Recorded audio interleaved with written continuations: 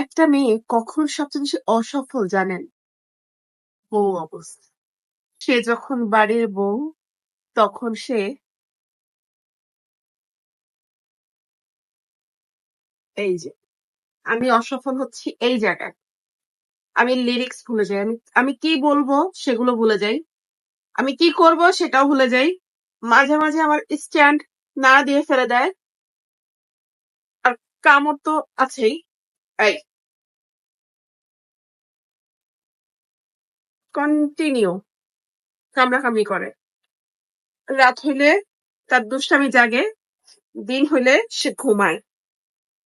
এত দুষ্টু, এত দুষ্টু। এই যে দেখছো, দেখছো আমি চুপ করি। তুমি কেন আমাকে জ্বালাচ্ছ? কেন জ্বালাচ্ছ আমাকে?